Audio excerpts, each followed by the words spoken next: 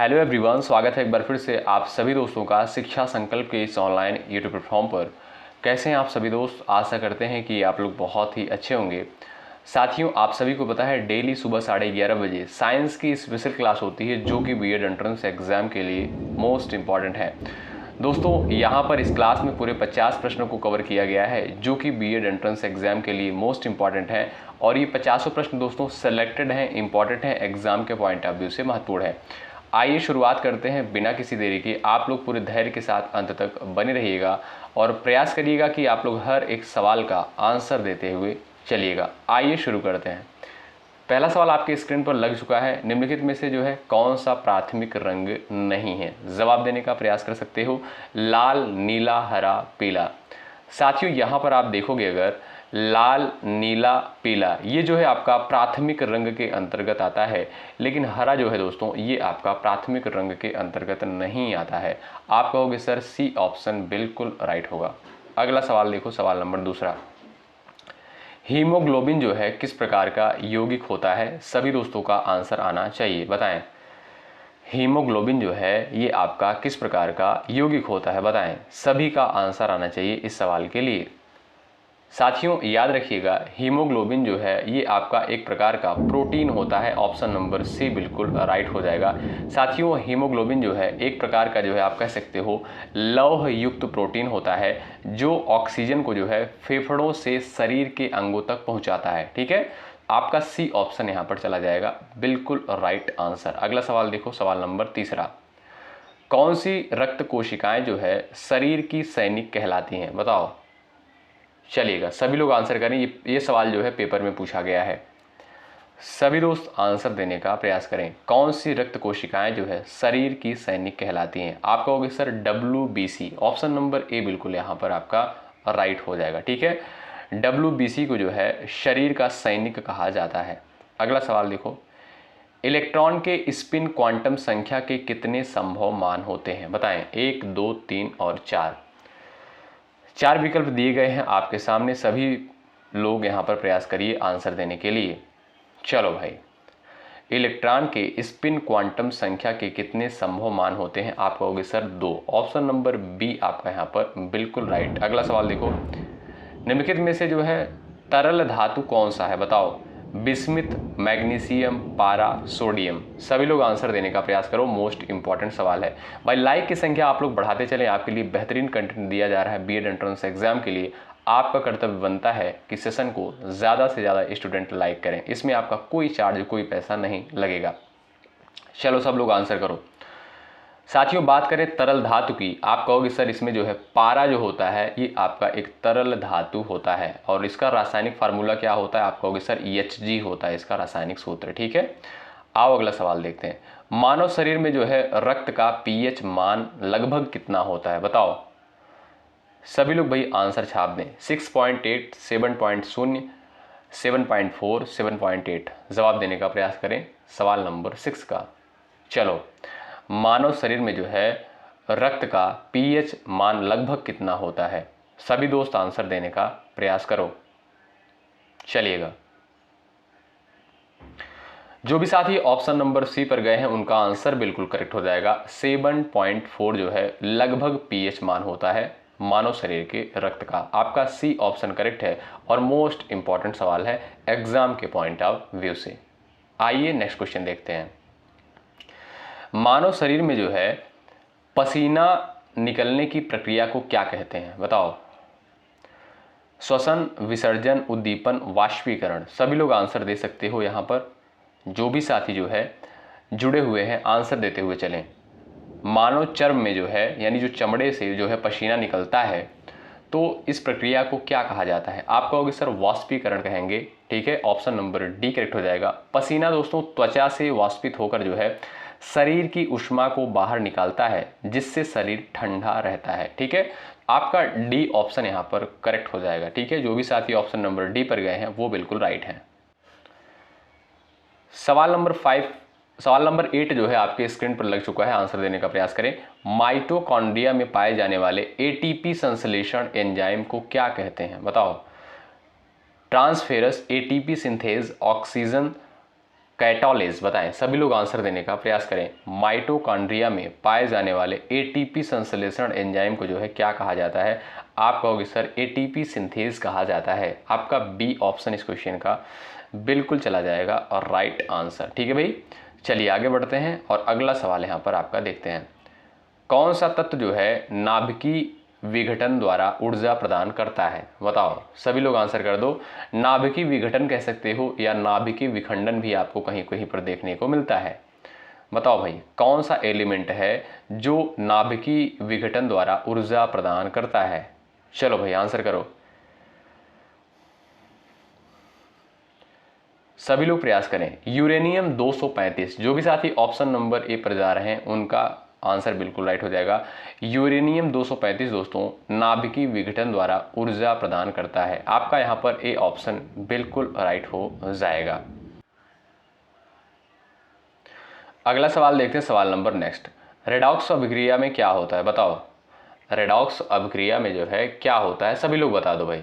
चलिएगा, जो भी साइंस वाले स्टूडेंट हैं उनको बेहतरीन तरीके से पता होगा, आपने पढ़ा होगा जो है ऑक्सीडेशन और रिडक्शन यानी ऑक्सीकरण और अपचयन। ठीक है, तो ऑप्शन नंबर आपका यहाँ पर दोस्तों थर्ड बिल्कुल राइट हो जाएगा। रेडॉक्स अभिक्रिया में जो है क्या होता है? ऑक्सीकरण और अपचयन जो है दोनों होता है। ऑप्शन नंबर आपका सी बिल्कुल करेक्ट हो जाएगा। ठीक है, अच्छा, ऑक्सीकरण प्रक्रिया में दोस्तों क्या होता है आप सभी बता सकते हो? इसमें जो है अणु जो है जो एलिमेंट होता है वो क्या करता है? एक इलेक्ट्रॉन खोता है। ठीक है, और अपचयन प्रक्रिया में क्या होता है यानी रिडक्शन में क्या होता है? इसमें जो है दूसरा जो है इलेक्ट्रॉन को प्राप्त करता है। ठीक है, अगला सवाल देखो, सवाल नंबर नेक्स्ट। आरएनए में कौन सा बेस थायमिन के स्थान पर होता है? बताओ। चलिएगा, सभी दोस्त आंसर देने का प्रयास करें। सभी का आंसर आना चाहिए सवाल के लिए।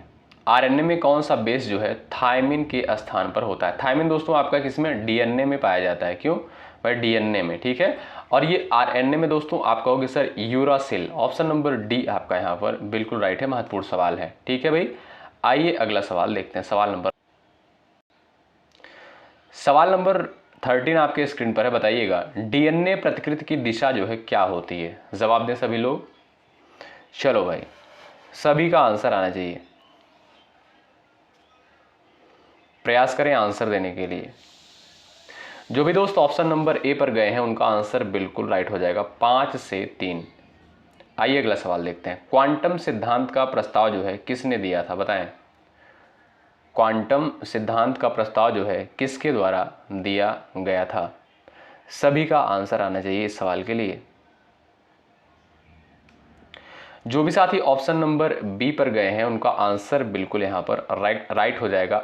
मैक्स प्लैंक के द्वारा जो है क्वांटम सिद्धांत प्रस्तावित किया गया था। आपका बी ऑप्शन राइट है।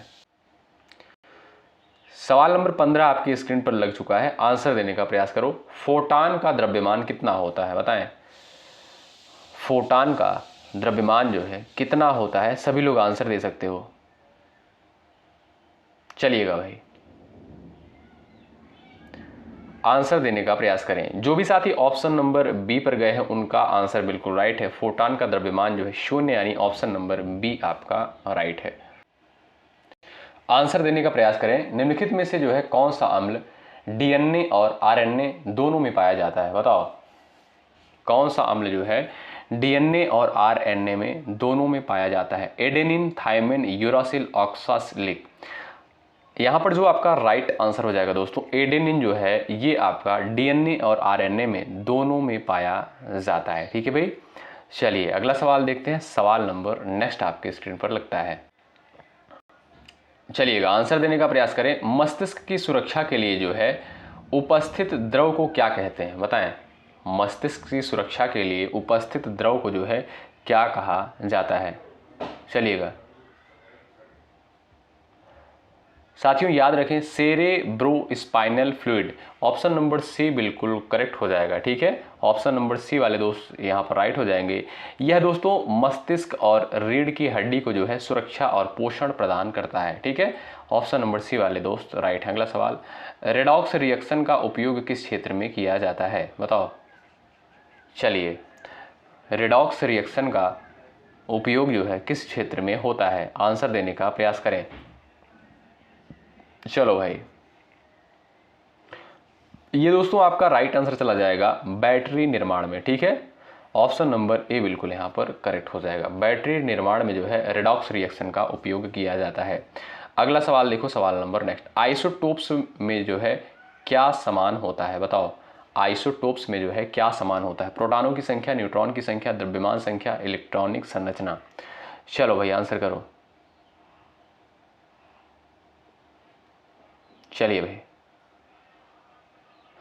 साथियों, समस्थानिक यानी आप कह सकते हो आइसोटोप, जिसे अंग्रेजी में बोलते हैं समस्थानिक, या आप इसे बोलते हो आइसोटोप्स। इसमें क्या होता है दोस्तों, प्रोटॉनों की संख्या जो है समान होती है, लेकिन न्यूट्रॉन की संख्या जो है अलग अलग होती है। ठीक है, तो आपका ए ऑप्शन यहाँ पर राइट हो जाएगा। आइसोटोप्स में जो है प्रोटॉन की संख्या समान होती है। अगला सवाल देखें, सवाल नंबर नेक्स्ट, किस हार्मोन को जो है लड़ो या भागो हार्मोन कहा जाता है, बताओ। किस हार्मोन को लड़ो या भागो हार्मोन कहा जाता है? आंसर देने का प्रयास करें। चलिएगा भाई साथियों, यहां पर देखेंगे आप लोग एड्रेनोलिन, ऑप्शन नंबर सी करेक्ट हो जाएगा। इसे दोस्तों लड़ो या भागो हार्मोन के नाम से जानते हैं, सी ऑप्शन करेक्ट हो जाएगा। दोस्तों यह हार्मोन जो होता है तनाव के समय स्रावित होता है और शरीर को जो है त्वरित प्रतिक्रिया के लिए तैयार करता है। ऑप्शन नंबर आपका यहाँ पर सी बिल्कुल राइट होगा। अगला सवाल देखते हैं। सभी दोस्त आंसर देने का प्रयास करें, इंपॉर्टेंट सवाल है। रक्त का थक्का जमने में कौन सा आयन जो है सहायक होता है, बताओ। सभी लोग आंसर दो भाई। चलिएगा साथियों, याद रखें कैल्शियम आयन जो है रक्त के थक्के जमने के लिए आवश्यक होता है। आपका यहाँ पर जो है सी ऑप्शन बिल्कुल चला जाएगा और राइट आंसर। ठीक है भाई, अगला सवाल देखो, डीएनए दोहरी कुंडलित संरचना किसने प्रतिपादित की, बताओ। किसके द्वारा प्रतिपादित करेगी? सभी लोग आंसर दे सकते हो। डीएनए की जो है दोहरी कुंडलित संरचना जो है किसने प्रतिपादित करी थी? वाटसन और क्रिक के द्वारा। ऑप्शन नंबर बी करेक्ट हो जाएगा। महत्वपूर्ण सवाल है, ऑप्शन नंबर बी वाले साथी यहाँ पर बिल्कुल राइट हो जाएंगे। आइए नेक्स्ट क्वेश्चन देखते हैं। सवाल नंबर अगला देखिएगा, एटीपी का निर्माण जो है किस प्रक्रिया से होता है, बताएं। एटीपी का निर्माण जो है किस प्रक्रिया द्वारा होता है? चलिएगा सभी लोग आंसर करें। Oxidative phosphorylation, option number C आपका यहाँ पर दोस्तों बिल्कुल राइट है। अगला सवाल देखो, क्लोरोफिल में जो है कौन सा धातु पाया जाता है? चलिए भाई प्रयास करें आंसर देने के लिए। क्लोरोफिल में जो है कौन सा धातु पाया जाता है, प्रयास करें। चलो भाई, मैग्नीशियम। जो भी साथी ऑप्शन नंबर बी पर गए हैं उनका आंसर बिल्कुल राइट है। क्लोरोफिल में जो है मैग्नीशियम पाया जाता है। अगला सवाल देखो, राइबोसोम जो है किसका निर्माण करता है, बताएं। चलो भाई सभी लोग आंसर देने का प्रयास करें। राइबोसोम जो है किसका निर्माण करता है? DNA, lipid, protein, ATP. आप कहोगे sir option number C correct हो जाएगा, प्रोटीन का निर्माण करता है। ऑप्शन सी वाले दोस्त राइट हैं। एंटीबॉडी का निर्माण जो है शरीर के किस अंग में होता है, बताएं। एंटीबॉडी का निर्माण जो है शरीर के किस अंग में होता है? यकृत, अस्थिमज्जा, हृदय, वृक्क। चार ऑप्शन आपके सामने दिए गए हैं। आप सभी प्यारे साथी आंसर देने का प्रयास करो। चलो भाई आंसर देने का प्रयास करें आप लोग।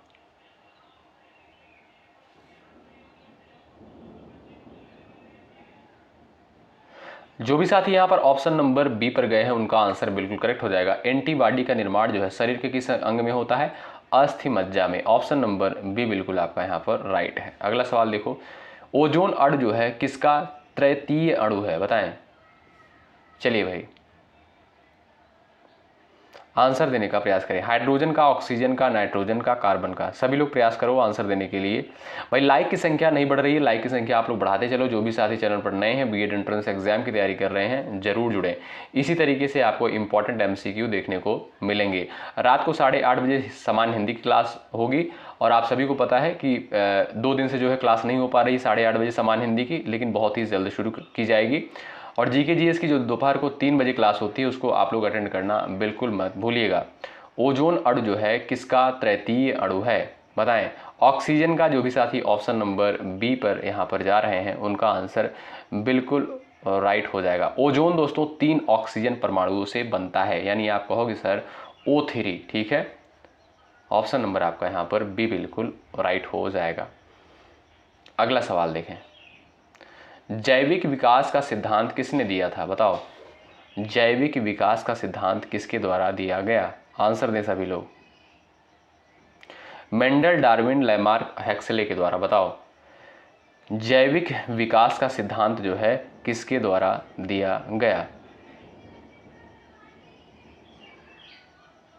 जो भी साथी यहाँ पर जो है ऑप्शन नंबर बी पर गए हैं उनका आंसर बिल्कुल करेक्ट हो जाएगा। डार्विन के द्वारा दिया गया जैविक विकास का सिद्धांत। अगला सवाल, वसा के पाचन में कौन सा एंजाइम जो है कार्य करता है, बताओ। वसा के पाचन में कौन सा एंजाइम कार्य करता है, सभी का आंसर आना चाहिए इस सवाल के लिए, बताएं। चलो भाई, वसा के पाचन में कौन सा एंजाइम कार्य करता है। आप कहोगे सर इसमें जो है आपका लाइपेस, ऑप्शन नंबर बी बिल्कुल राइट हो जाएगा, ठीक है भाई। जो भी साथी ऑप्शन नंबर बी पर गए हैं उनका आंसर यहाँ पर बिल्कुल राइट हो जाएगा, ठीक है। याद रखिएगा दोस्तों, वसा को जो है फैटी एसिड और ग्लिसरॉल में तोड़ने वाला एंजाइम जो है लाइपेस ही होता है। Option number B correct. अगला सवाल, मानव हृदय में कुल कितने वॉल्व होते हैं, बताएं। मानव हृदय में जो है कुल कितने वॉल्व होते हैं। साथियों, हृदय में जो है 4 वॉल्व होते हैं, ऑप्शन नंबर सी करेक्ट हो जाएगा, जो क्या करते हैं, जो रक्त के प्रवाह को नियंत्रित करते हैं। ऑप्शन नंबर आपका यहाँ पर सी बिल्कुल राइट है। आइए नेक्स्ट क्वेश्चन देखते हैं। सवाल नंबर अगला आपकी स्क्रीन पर है, माइटोकॉन्ड्रिया में पाए जाने वाले क्रिस्टे किसके लिए उत्तरदायी हैं, बताएं। चलिए आंसर करें।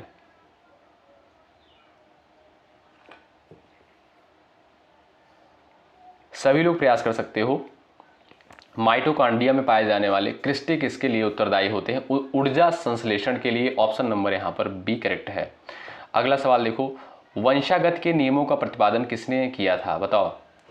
वंशागत के नियमों का प्रतिपादन जो है किसके द्वारा किया गया था। याद रखिएगा दोस्तों, बहुत इंपॉर्टेंट सवाल है, मेंडल के द्वारा, ठीक है। ऑप्शन नंबर बी करेक्ट हो जाएगा, ठीक है भाई। ग्रेनर मेंडल ने जो है दोस्तों मटर के पौधों पर जो है प्रयोग कर वंशागत के नियम दिए थे। ऑप्शन नंबर बी आपका यहाँ पर करेक्ट है। अगला सवाल देखो, डीएनए की प्रतिकृति में कौन सा एंजाइम मुख्य भूमिका जो है निभाता है, बताएं। सभी का आंसर आना चाहिए। डीएनए की प्रतिकृति में कौन सा एंजाइम जो है मुख्य भूमिका निभाता है, पॉलीमरेज। याद रखिएगा, ऑप्शन नंबर यहाँ पर सी आपका बिल्कुल राइट होगा। अगला सवाल देखो, सबसे स्थिर इलेक्ट्रॉनिक विन्यास होता है, बताएं। अर्धपूर्ण, पूर्ण, अनियमित, अपरिपूर्ण। आंसर दो भाई। लाइक की संख्या आप लोग बढ़ाते चलो, ठीक है। आपके लिए बेहतरीन चीज़ें प्रोवाइड की जा रही है, मेहनत किया जा रहा है, आपका कर्तव्य बनता है सेशन को ज़रूर से ज़रूर लाइक करें। चलो भाई, सबसे स्थिर इलेक्ट्रॉनिक विन्यास जो है होता है, जवाब देने का प्रयास करें। साथियों आप लोग ध्यान रखिएगा, पूर्ण इलेक्ट्रॉनिक विन्यास जो होता है ये सबसे स्थिर इलेक्ट्रॉनिक विन्यास होता है, ठीक है। ऑप्शन नंबर बी आपका यहाँ पर बिल्कुल राइट हो जाएगा। अगला सवाल देखो, एटीपी को भाई किसे कहा जाता है, बताओ। आंसर करो। ऊर्जा का भंडार, जीवन का आधार, ऊर्जा की मुद्रा, कोशिका का ईंधन। आंसर दें। चलिए भाई आंसर करें। ऊर्जा की मुद्रा, आप कहोगे sir energy currency of cell कहते हैं, ठीक है, क्योंकि यह जो है सभी जैविक क्रियाओं में ऊर्जा प्रदान करता है। कौन, एटीपी, ठीक है। तो आपका यहाँ पर दोस्तों आपका ऑप्शन नंबर सी करेक्ट हो जाएगा। इसे जो है ऊर्जा की मुद्रा कहा जाता है, ठीक है, यानी एनर्जी करेंसी ऑफ सेल। अगला सवाल देखो, सवाल नंबर नेक्स्ट, पीयूष ग्रंथि को क्या कहा जाता है, जवाब दें। पीयूष ग्रंथि को क्या कहा जाता है, आंसर देने का प्रयास करें। साथियों प्रीवियस ईयर क्वेश्चन पेपर यदि आप उठाकर देखोगे इसी तरीके से पेपर में क्वेश्चन पूछे जाते हैं। पीयूष ग्रंथि को जो है क्या कहा जाता है, सभी लोग आंसर करो। चलिए भाई साथियों याद रखें, पीयूष ग्रंथि जो है इसको मास्टर ग्रंथि के नाम से भी जानते हैं। ऑप्शन नंबर बी करेक्ट हो जाएगा, क्योंकि दोस्तों यह अन्य ग्रंथियों को नियंत्रित करने का कार्य करती है, ठीक है। तो बी ऑप्शन वाले साथी राइट है। अगला सवाल, आरएनए जो है किस कार्य में सहायक है, बताओ। आरएनए जो है किस कार्य में सहायक है? चलो भाई साथियों, प्रोटीन संश्लेषण, ऑप्शन नंबर आपका यहाँ पर बी करेक्ट हो जाएगा। आरएनए किस कार्य में सहायक होता है? प्रोटीन संश्लेषण में। ऑप्शन नंबर बी करेक्ट हो जाएगा। दोस्तों याद रखिएगा, आरएनए जो है डीएनए से जानकारी लेकर प्रोटीन निर्माण करता है। ठीक है, आपका यहाँ पर बी ऑप्शन करेक्ट होगा। अगला सवाल देखो, क्वार्क कण पाए जाते हैं, बताइएगा क्वार्क कण जो है कहाँ पर पाए जाते हैं? चलिएगा भाई,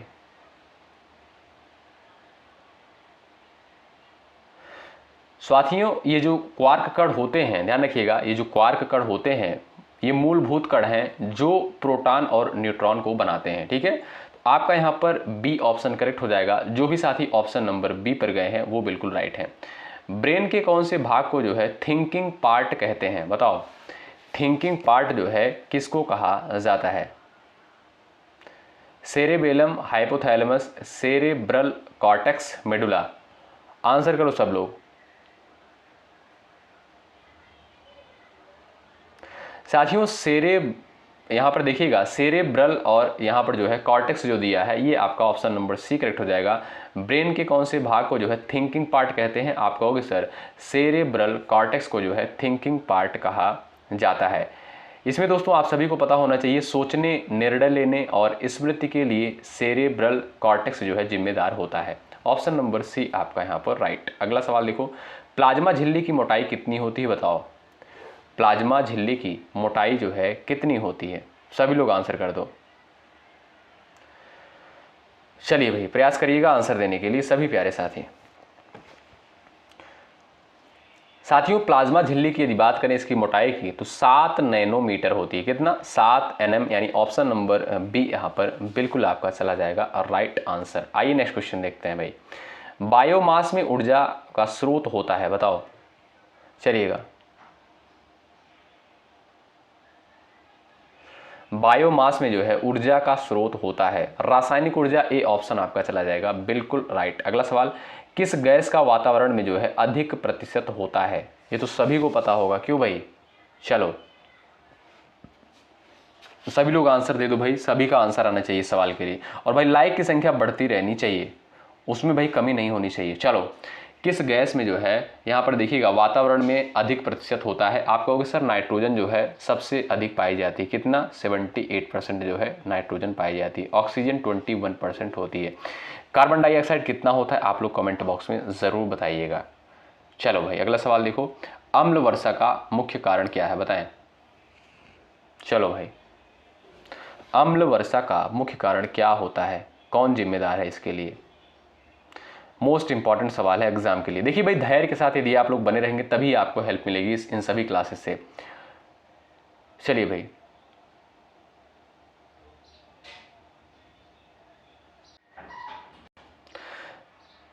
साथियों याद रखिएगा NO2 और SO2 ये दोनों जो है गैसें मिलकर जो है अम्ल बना देती हैं, यानी अम्लीय वर्षा कराती हैं। ऑप्शन नंबर सी करेक्ट हो जाएगा। याद रखिएगा ऑप्शन नंबर आपका यहाँ पर दोस्तों क्या होता है, NO2 और SO2 जो है जलवाष्प के साथ मिलकर नाइट्रिक और सल्फ्यूरिक अम्ल बना देती हैं, जिससे जो है अम्ल वर्षा होती है। ऑप्शन नंबर सी वाले दोस्त राइट हैं। अगला सवाल देखो, DNA और RNA में कौन सा कार्बन अंतर दर्शाता है? बताओ। चलो भाई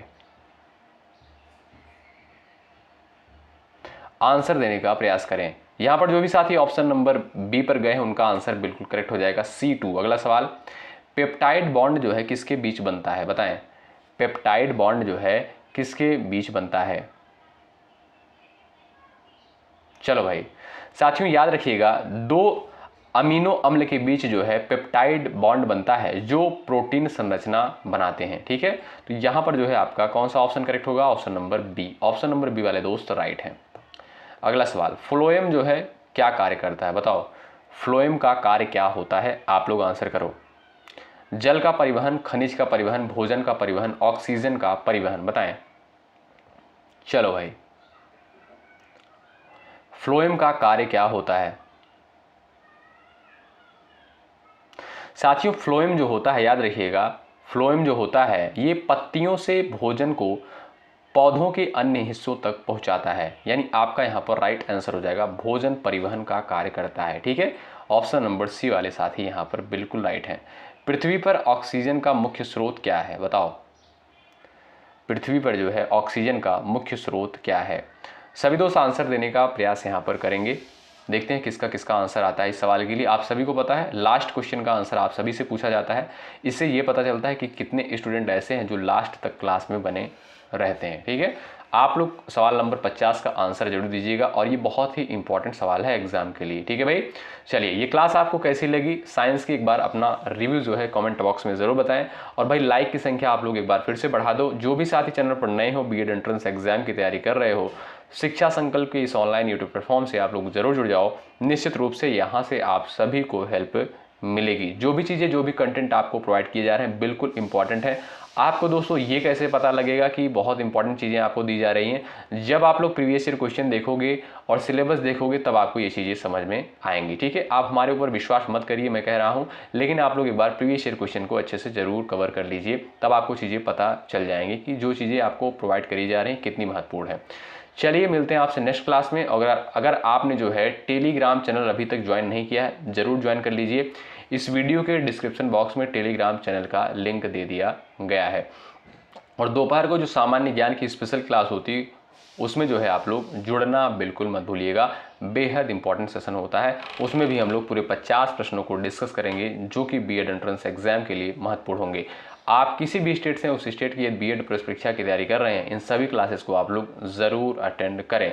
चलिए मिलते हैं आपसे नेक्स्ट क्लास में, तब तक के लिए बाय बाय, टेक केयर, जय हिंद जय भारत।